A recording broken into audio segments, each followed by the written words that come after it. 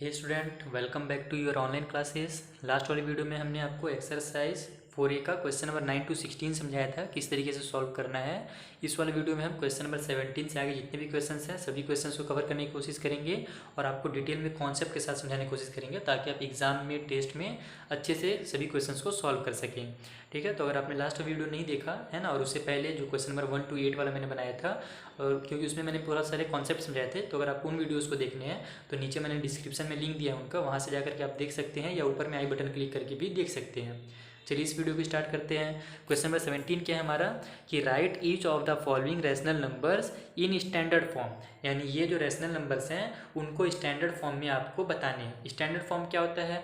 जो हमने फ्रैक्शन वाले नंबर में, फ्रैक्शन आप चैप्टर में पढ़ा होगा तो वहाँ पे आपने लोवेस्ट टर्म के बारे में सुना होगा ना कि इस फ्रैक्शन को लोवेस्ट टर्म में कन्वर्ट कीजिए। बस वही चीज़ यहाँ पे है। ये जो हमें रैशनल नंबर्स दिए हुए हैं इनको अपने को क्या करना है, लोवेस्ट टर्म पे कन्वर्ट करना है। स्टैंडर्ड फॉर्म का मतलब ये है कि उनका लोवेस्ट टर्म जिसके बाद वो कन्वर्ट ना हो सके। तो कन्वर्ट करने के दो तरीके मैंने आपको सिखाए थे। एक होता है नॉर्मल कट करने का तरीका और दूसरा होता है कि आप HCF फाइंड करके सॉल्व कर सकें। जैसे कि क्वेश्चन नंबर ये हमारा 2 वाला है। चलिए मैं इसको जल्दी से आपको सॉल्व करके बताता हूँ ताकि आपका डिटेल में कॉन्सेप्ट क्लियर हो जाए। और मैं दोनों मेथड आपको बताऊँगा। ठीक है, अब जो भी मेथड आपको ईजी लगे आप उस मेथड से फाइंड कर सकते हैं। ये मैंने क्वेश्चन नंबर 2 ले लिया है और क्वेश्चन नंबर 2 मैंने इसीलिए लिया है क्योंकि ये दोनों मेथड से बन रहा है। ठीक है ना, क्वेश्चन नंबर जो बाकी थे अभी मैं फर्स्ट वाला जो मैंने देखा वो दोनों मेथड से नहीं बन रहा था, तो मैं चाहता हूँ कि आपको दोनों मेथड क्लियर रहें ताकि आप सॉल्व करने में ईजी हो आपको।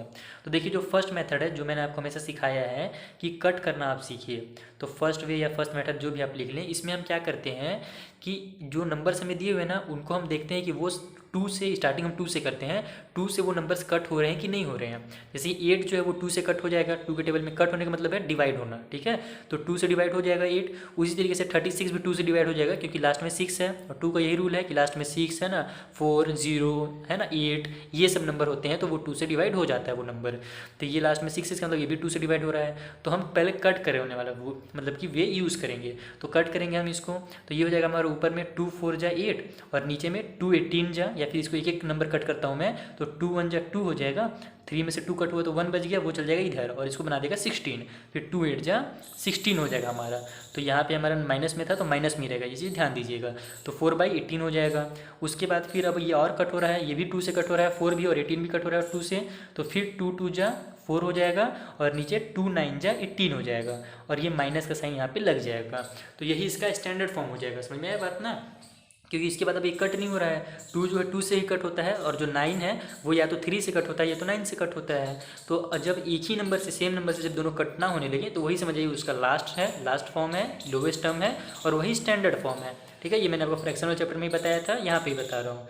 तो इस तरीके से एक तरीके से आप फाइंड कर सकते हैं। दूसरा जो मेथड है जो आपके बुक में दिया है वो क्या है, HCF फाइंड करने वाला, तो वो भी इजी मेथड है, उसमें भी आपको ज़्यादा टाइम नहीं लगेगा कट करना। बस मैं आपको चाह रहा था कि दोनों मेथड आपको बता दूँ। तो जो सेकेंड वे है आपका, सेकेंड मेथड या फिर जिसको आप करिए बुक वाला मेथड, उसके अकॉर्डिंग आपको क्या करना है, फाइंड करना है 8 और 36 का HCF।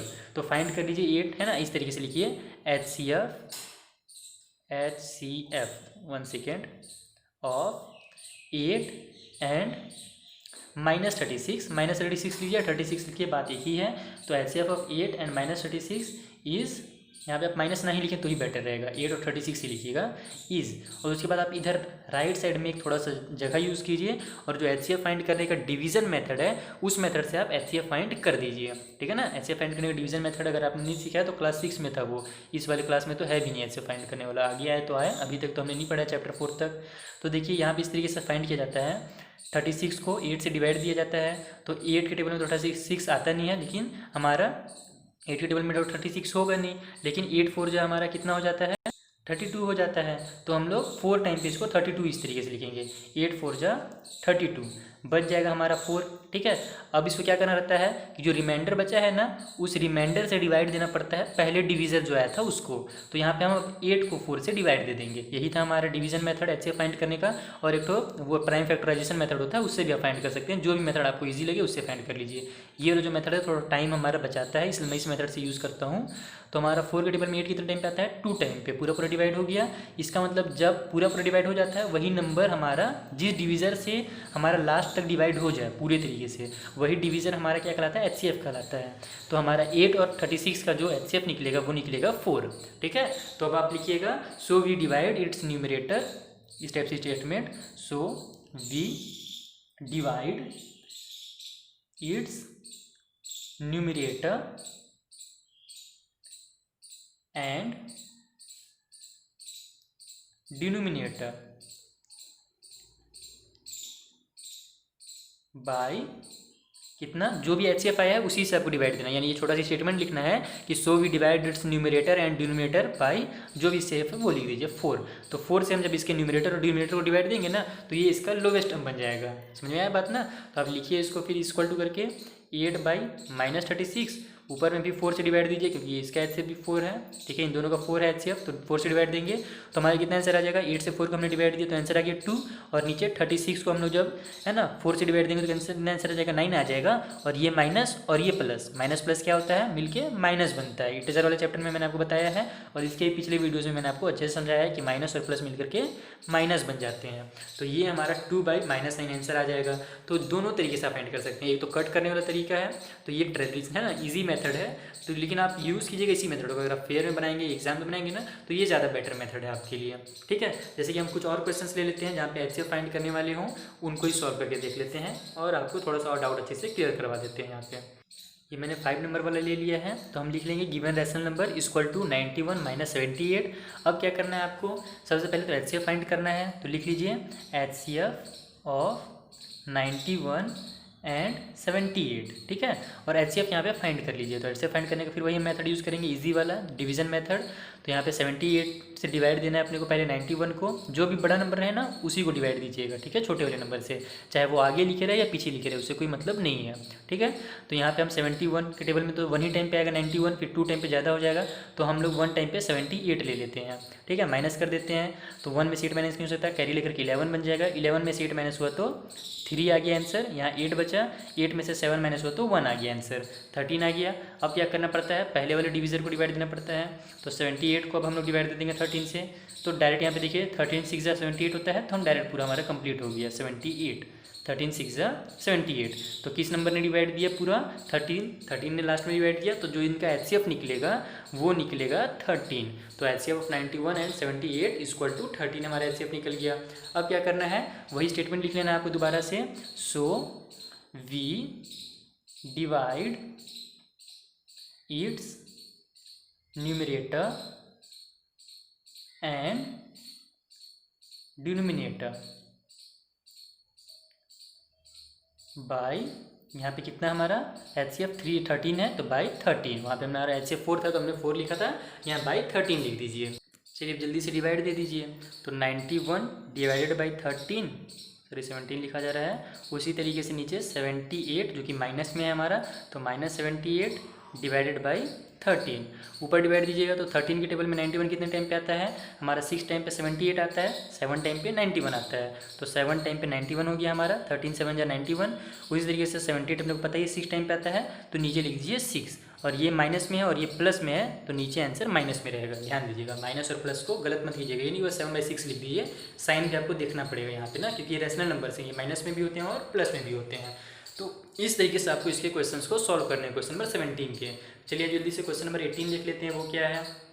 17 के जितने भी क्वेश्चंस हैं ना, अब आप इजीली इसको सॉल्व कर सकते हैं, वही डिवीजन मेथड से आप HCF फाइंड कर लीजिएगा इजीली, और उसके बाद फिर बाकी क्वेश्चंस को भी आप उसी तरीके से डिवाइड दीजिएगा। जो भी HCF आएगा उस HCF से न्यूमरेटर और डिनोमिनेटर दोनों को डिवाइड दीजिएगा, तो उसका स्टैंडर्ड फॉर्म आ जाएगा आंसर। ठीक है, तो अब आते हैं हम लोग क्वेश्चन नंबर 18 में। यहाँ पे क्या दिया हुआ है, फिल इन द ब्लैंक्स। तो ये जो नंबर्स हैं हमें उनको ध्यान से देखना है। जैसे कि ये देखिए -9/5 है ना, तो 5 को कितना से मल्टीप्लाई किया कि 20 आ गया, ये आपको दिमाग लगाना है। अगर आपने 9 to 16 वाला वीडियो देखा होगा तो आपसे ये इजीली बन जाएगा। तो 5 का जाहिर सी बात है 4 से मल्टीप्लाई हुआ तभी 20 आएगा, और ये ध्यान दीजिएगा या तो मल्टीप्लाई होता है या तो डिवाइड होता है, समझ आया ना। प्लस और माइनस नहीं करना है हमें कभी भी, जब रैशनल नंबर पढ़े या फ्रैक्शन पढ़े तब। तो 5 का 4 से मल्टीप्लाई करके 20 लाया है, तो ऊपर भी आपको 9 का 4 से मल्टीप्लाई कर देना है। तो 9 4 हमारा हो जाएगा यहाँ पे 36, और ये माइनस में है और हम लोग +4 से मल्टीप्लाई किए हैं, तो माइनस और प्लस माइनस में आंसर आ जाएगा। समझ में आया। अब आप देखिए कि 36 को किस तरीके से लिखा है, 27 लिख दिया है, मतलब -9 को 27 लिख दिया है आपको, मतलब फर्स्ट वाले को ही देखना है ना, ये जो फर्स्ट में हमें दिया हुआ रहेगा ना उसी को देख करके आपको पूरे को बनाने हैं। तो ये फर्स्ट वाला बन गया। अब इसको भूल जाइए, ये जो स्टेप है यहाँ पे भूल जाइए। अब ये वाले को आप ध्यान दीजिए कि -9 था उसको हम 27 किस तरीके से लिख सकते हैं। -9 में हम कितना का मल्टीप्लाई करें कि 27 आ जाए। तो -9 में हम लोग 3 का मल्टीप्लाई करेंगे तो 27 आएगा, लेकिन वो तो माइनस और +3 करेंगे तो हम लोग का आंसर माइनस में आ जाएगा, ठीक है ना। अगर हम लोग -9 मल्टीप्लाई केवल 3 करते हैं तो माइनस और प्लस माइनस में आएगा आंसर, तो -27 होगा। लेकिन हमारा आंसर आया है प्लस में 27, इसका मतलब कि वहाँ पे -3 से मल्टीप्लाई किया गया है, तब हमारा आंसर आया है +27। तो -9 मल्टीप्लाई -3 इक्वल टू 27 हुआ। उसी तरीके से आपको 5 का भी -3 से मल्टीप्लाई कर देना है, क्योंकि न्यूमरेटर में जितना से होता है मल्टीप्लाई उतने ही का डिनोमिनेटर में भी करना पड़ता है, यही रूल है। तो 5 का मल्टीप्लाई कीजिए -3 से, तो 5 3 जा 15 हो जाएगा, और ये प्लस और माइनस मिलकर के माइनस के साइन लग जाएंगे। सुनिए बात को, सेम टू सेम उसी तरीके से आपको ये दिमाग लगाना है कि -9 में कितना का मल्टीप्लाई किया गया कि -45 आया, तो जितना का भी किया गया होगा उतने ही का आप नीचे वाले से भी कर दीजिएगा, ठीक है। पहले नॉर्मल दिमाग लगाइएगा, यानी कि प्लस माइनस में पहले ध्यान मत दीजिएगा, और जब आपका आंसर पता चल जाए कि 3 से हुआ है, 4 से हुआ है, 5 से जो से भी हुआ है, उसके बाद फिर आप माइनस प्लस में ध्यान दीजिएगा कि माइनस में से करना है अपने को मल्टीप्लाई या प्लस से करना है। उसी तरीके से यहाँ भी है सेम क्वेश्चन 2 वाला भी, कि 6 को देखिए -18 बना दिया है, यानी कि मल्टीप्लाई हो रहा है 3 से, ठीक है ना। और यहाँ पे नॉर्मल ही हुआ होगा, नॉर्मल 3 से ही हुआ होगा, क्योंकि -6 मल्टीप्लाई जब प्लस वाले 3 से करेंगे तभी ना हमारा -18 आंसर आएगा। अगर -3 से हम कर देते तो माइनस और माइनस +18 आ जाता, लेकिन यहाँ आंसर माइनस में दिया हुआ है, इसका मतलब नॉर्मल वाले प्लस वाले 3 से किया है। तो नीचे भी आप प्लस वाले 3 से कर दीजिए, 11 3 से आपका 33 हो जाएगा। समझ में आया बात। उसी तरीके से अब यहाँ पे आपको दिमाग लगाना है कि 11 को यहाँ 44 किस तरीके से लिखा है। 11 में कितना का मल्टीप्लाई किया कि 44 आ गया, तो उतने ही का मल्टीप्लाई आप 6 में भी कर दीजिएगा, तो वो आंसर यहाँ पे आपका आ जाएगा। आई होप आपको समझ में आ गया होगा अच्छे से। आगे बढ़ते हैं क्वेश्चन नंबर 19 में। क्या दिया हुआ है 19 में, which of the following are pair of equivalent rational numbers, यानी कौन से जो पेयर है हमारे इक्विवेलेंट रैशनल नंबर है। तो चलिए इसको कैसे फाइंड करना है, मैं कुछ क्वेश्चन आपको फाइंड करके बता देता हूँ। ये मैंने फर्स्ट नंबर का क्वेश्चन ले लिया 19 का, जहाँ पे हमें गिवन रैशनल नंबर्स कौन कौन से हैं, -13/7 एंड 39/21। ये हमारा फर्स्ट नंबर, ठीक है ना। अपने को यही फाइंड करना है कि क्या ये दोनों इक्विवेलेंट हैं या नहीं है, ठीक है। तो इक्विवेलेंट फाइंड करने का इजी मेथड है हमारा क्रॉस मल्टीप्लिकेशन मेथड, जो कि हमने कहाँ पे यूज़ किया था, फ्रैक्शन वाले चैप्टर में यूज़ किया था। तो आप यहाँ पे लिख भी सकते हैं कि by using cross multiplication method. अगर आप चाहें तो लिखें, नहीं चाहें तो डायरेक्ट आप लिखेंगे इस तरीके से कि वी हैव, है ना, हम यूज़ कर रहे हैं क्रॉस मल्टीप्लिकेशन मेथड, इसलिए मैंने बता दिया कि हम क्रॉस मल्टीप्लिकेशन मेथड से इसको सॉल्व कर रहे हैं। और आप भी ज़्यादा बेटर होगा कि आप लिख ही दें कि by using cross multiplication method, ठीक है। यहाँ पे जगह नहीं है तो मैं इसी तरीके से लिख देता हूँ, by using cross multiplication method. अब फिर उसके बाद वी हैव करेंगे। तो क्रॉस मल्टीप्लिकेशन मेथड में क्या होता है कि जैसे ये हमारा दिया हुआ है -13/7 और इधर दिया हुआ है 39/-21, तो हम लोग इसके न्यूमरेटर और इसके डिनोमिनेटर का मल्टीप्लाई करते हैं, उसी तरीके से इसके न्यूमरेटर और इसके डिनोमिनेटर का मल्टीप्लाई करते हैं। इस तरीके से क्रॉस मल्टीप्लिकेशन में मल्टीप्लाई होता है, ठीक है। तो अगर हमारा आंसर दोनों का इक्वल आता है मल्टीप्लाई करने के बाद, तब तो ये हमारा इक्विवेलेंट फ्रैक्शन है, ठीक है। इक्विवेलेंट मतलब कि रैशनल नंबर है। और अगर नहीं आता है तो फिर जो पेयर दिया हुआ है वो इक्विवेलेंट फ्रैक्शन या इक्विवेलेंट रैशनल नंबर नहीं है। चलिए हम लोग करके देख लेते हैं कितना आता है हमारा। तो -13 मल्टीप्लाई -21। अब यहाँ पे आपको डायरेक्ट आंसर लिखना है, मल्टीप्लाई करके ये ध्यान दीजिएगा कि मल्टीप्लाई करके आपको नहीं दिखाना है फेयर कॉपी में, बट यहाँ पे अपने को जरूरत पड़ रहा है मल्टीप्लाई करने का, तो हम मल्टीप्लाई कर लेते हैं। मैं डायरेक्ट ही मल्टीप्लाई करूँगा अपनी ट्रिक से, जो मैं आपको हमेशा सिखाता हूँ कि आप भी ट्रिक से मल्टीप्लाई कर सकते हैं। 13 को हम लोग इसको 21 को क्या मान लेते हैं, 20 + 1 मान लेते हैं। तो 13 का टेबल जब हम लोग 10 टाइम पढ़ते हैं तो कितना आता है, 130 आता है। तो 20 टाइम पढ़ेंगे तो कितना आ जाएगा, 130 + 130, और फिर 1 टाइम और पढ़ना है तो 13 और प्लस कर देते हैं, तो ये हो जाएगा हमारा 3 3 3 6 और 1 7 और 1 1 2। तो आप नॉर्मली मल्टीप्लाई कर सकते हैं, मैं टाइम बचा रहा हूँ थोड़ा सा इस तरीके से ट्रिक से मल्टीप्लाई करके। तो हमारा आंसर आ रहा है 273। तो 273 आंसर आया। अब ये प्लस में कि माइनस में, तो ये माइनस में नंबर और ये प्लस में, सॉरी माइनस में और ये भी माइनस में, तो माइनस और माइनस प्लस होता है। अगर सेम सेम साइन है तो प्लस हो जाता है, अगर अलग अलग साइन है तो माइनस हो जाता है। ये रूल भी आपको याद रखने हैं, ठीक है। तो इसका हमने मल्टीप्लाई किया तो कितना आंसर आ गया, 273 आ गया प्लस में। उसी तरीके से हम 39 का मल्टीप्लाई कर देंगे 7 से, तो इसका कर देते हैं 7 9 जा 63, 63 का 3 कैरी हो गया हमारे पास 6, 7 3 जा 21 और 6 27। तो देखिए दोनों का आंसर सेम आ गया, और ये दोनों नंबर प्लस में है तो आंसर प्लस में ही आएगा। तो यहाँ पे हमारा दोनों आंसर सेम आ रहा है ना, तो उसको आप लिख दीजिएगा कि ये हमारा इस तरीके से -13 का मल्टीप्लाई जब हमने किया -21 से, तो जो आंसर आया वो इक्वल आया कब, जब हमने 39 का मल्टीप्लाई किया 7 से, तो हमारा जो आंसर आया वो दोनों इक्वल आ गया। ठीक है, तो हैंस करके आप लिखिएगा या फिर शो करके भी लिख सकते हैं, हैंस या शो दोनों एक ही वर्ड्स हैं। तो हैंस हमारा जो नंबर दिया हुआ है -13/7 एंड 39/-21 आर इक्विवेलेंट। बस इसी तरीके से आपको यहाँ पे लिख देना है आर इक्विवेलेंट। ठीक है, बस इतना ही आपको करना है।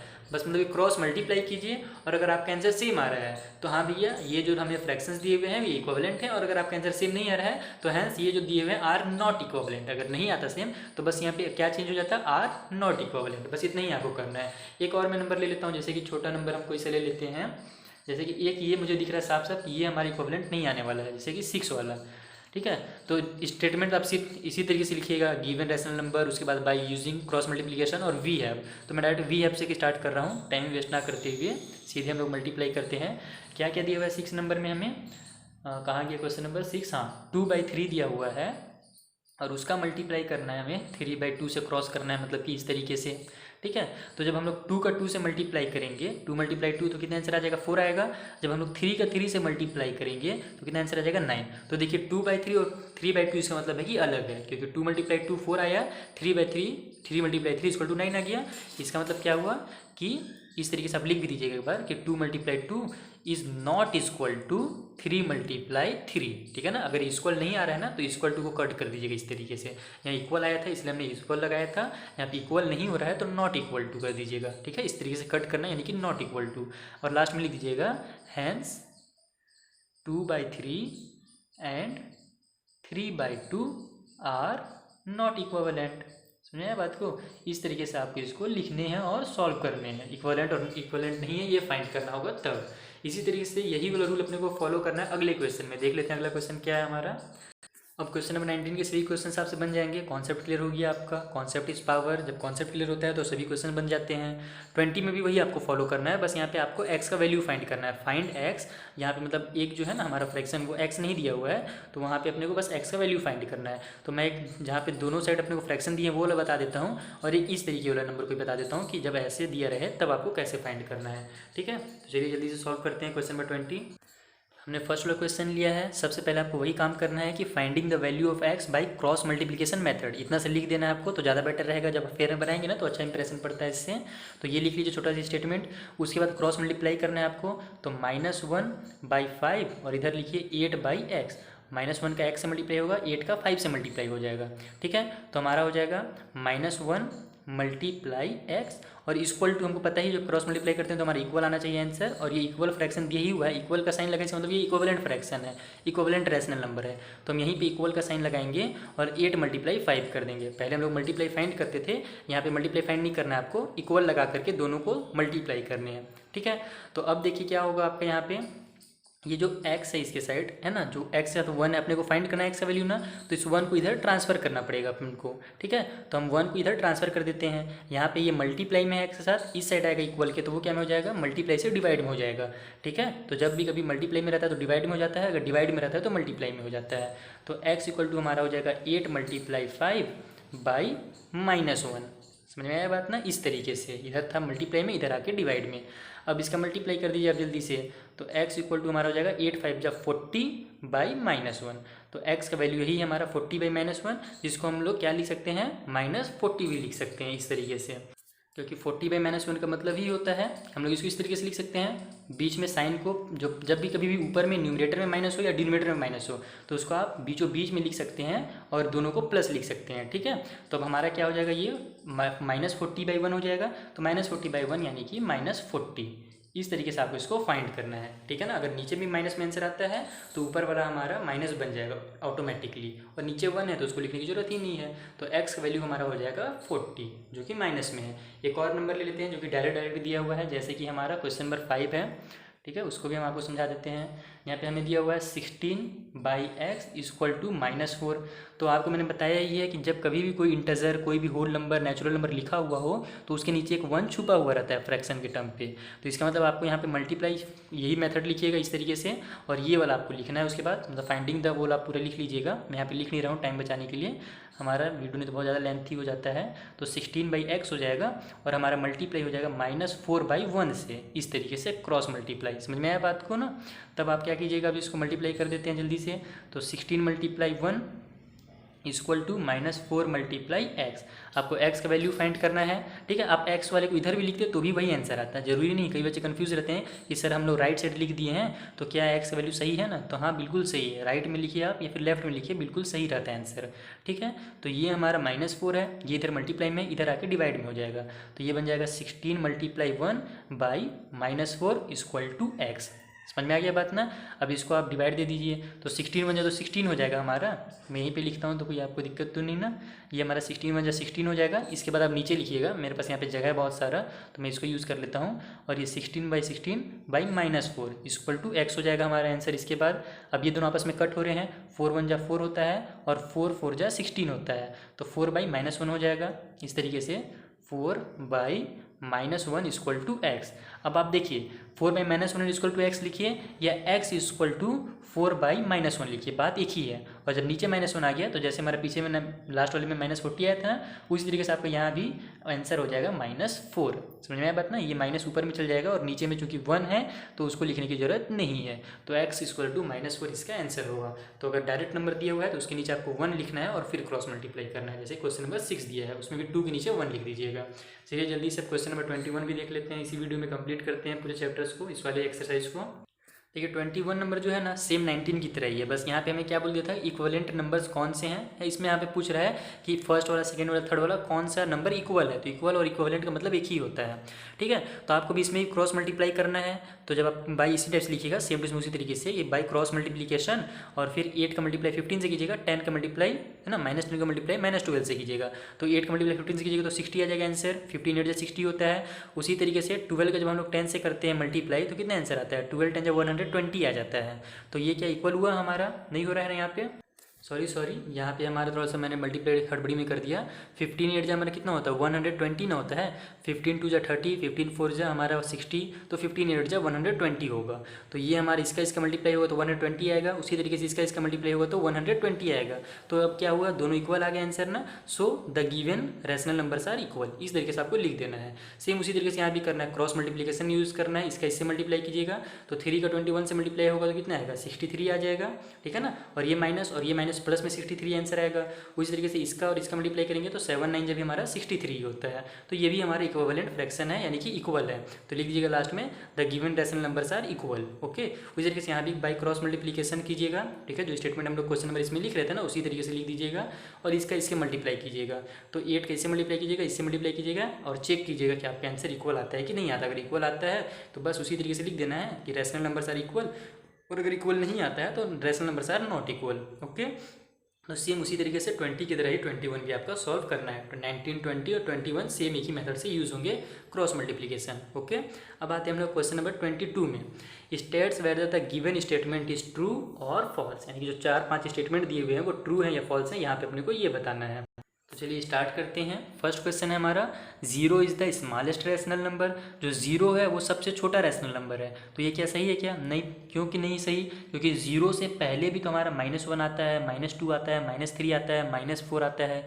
तो वो सभी तो रैशनल नंबर ही है। अगर -4 लिखा हुआ है तो मैंने आपको इस एक्सरसाइज 4A के फर्स्ट वाले क्वेश्चन में समझाया था आपको डिटेल में कि -4 का मतलब ही है -4/1, तो वो भी एक रैशनल नंबर है। तो 0 से पीछे बहुत सारे रैशनल नंबर आते हैं जिनको हम लास्ट में पहुँच ही नहीं सकते। जैसे लास्ट हम लोग इंटीजर फाइंड नहीं कर सकते हैं ना, -9 मान लीजिए हम लास्ट लेते हैं 999 करके माइनस में, तो उसके बाद भी तो कोई नंबर आएगा ही आएगा, है ना। 900 आएगा, 9 करोड़ आएगा, ठीक है ना, 99 अरब आएगा। इस तरीके से नंबर हमारा माइनस में बढ़ते जाता है, ठीक है। तो स्मॉलेस्ट रैशनल नंबर हम लोग फाइंड नहीं कर सकते, ओके। तो 0 is not a smallest rational number, is that clear. तो ये हमारा जो होगा फॉल्स हो जाएगा।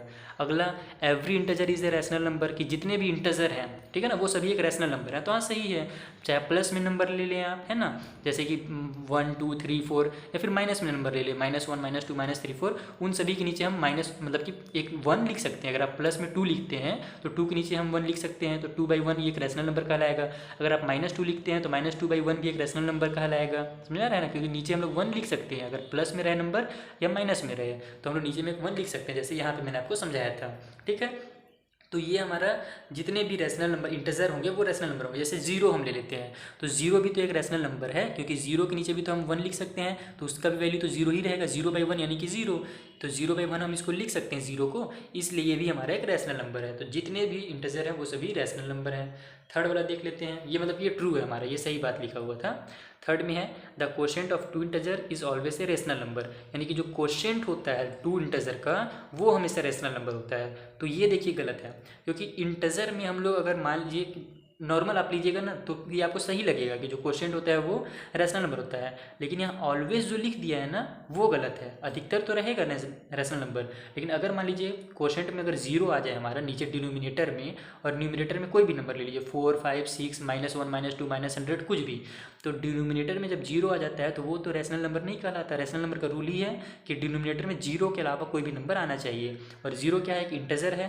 तो यहाँ पे अपने से यही कहा था कि कोशेंट 2 नंबर जो होते हैं, कोशेंट 2 इंटीजर का वो हमेशा रैशनल नंबर होता है, लेकिन ये भी तो एक कोशेंट है, ठीक है, और दोनों इंटीजर भी हैं, लेकिन इनका जो हमारा कोशेंट निकलेगा वो रैशनल नंबर नहीं कहलाएगा। अगर डिनोमिनेटर में 0 है तो वो रैशनल नंबर नहीं है, ये चीज़ हमेशा ध्यान रखिएगा, इसलिए ये हमारा फॉल्स हो जाएगा। समझ में आया ना। अगला देखते हैं 4 नंबर, every fraction is a rational number. तो yes, every fraction is rational number, ये हमने शुरू में ही बताया था आपको। इस वीडियो बोल रहा हूँ जो फर्स्ट वीडियो बनाया था मैंने 4A के ऊपर, उसमें ही बता दिया था कि जितने भी फ्रैक्शंस हैं वो सभी रैशनल नंबर हैं। जैसे 5/6 ले लीजिए, 100 है ना, -100/200 ले लीजिए, कुछ भी ले लीजिए, तो जितने भी फ्रैक्शंस दिए हुए रहते हैं वो एक रैशनल नंबर कहलाते हैं। ठीक है, नीचे में 0 तो होता ही नहीं है फ्रैक्शन के, तो ये हमारा जो है 4 वाला वो ट्रू हो जाएगा। अब आते हैं हम लोग 5 नंबर में, इसी को घुमा के लिख दिया है कि every rational number is a fraction. तो ये देखिए गलत हो जाएगा, अगर अपने से फ्रैक्शन कहता है, ये फ्रैक्शन जो होते हैं वो रैशनल नंबर होते हैं, तो ये तो सही है, लेकिन सभी जो रैशनल नंबर होते हैं वो भी एक फ्रैक्शन है। जैसे कि -6 भी तो एक रैशनल नंबर है, ठीक है ना, 6 भी तो एक रैशनल नंबर है, तो क्या ये फ्रैक्शन है क्या? ये तो एक इंटीजर नंबर ना है। समझ में आ रहा है बात मैं क्या कहना चाहता हूँ। 100 भी एक रैशनल नंबर है, ठीक है ना, 200 -करोड़ कुछ भी नंबर ले लीजिए, वो सभी एक रैशनल नंबर है, लेकिन क्या वो फ्रैक्शन है क्या? ये इनको आप फ्रैक्शन कहेंगे क्या? नहीं कहेंगे ना। तो ये इसीलिए गलत है कि जो सभी रैशनल नंबर है वो एक फ्रैक्शन है, तो ये फॉल्स स्टेटमेंट हो जाएगा। तो आई होप आपको समझ में आया होगा डिटेल में concept, because concept is power. इसी साथ हमारे साथ आगे भी कनेक्ट रहिए, हम लोग आगे भी जितने भी चैप्टर्स हैं उनको इसी तरीके से आपको समझाएंगे। तब तक के थैंक यू फॉर वॉचिंग। अगर आपने पिछले वीडियोज़ नहीं देखे तो नीचे डिस्क्रिप्शन में लिंक है, आप अगले वीडियोज़ को भी देखना चाहें तो नीचे जा करके अगले वीडियोज़ को भी देख सकते हैं। Thank you for watching.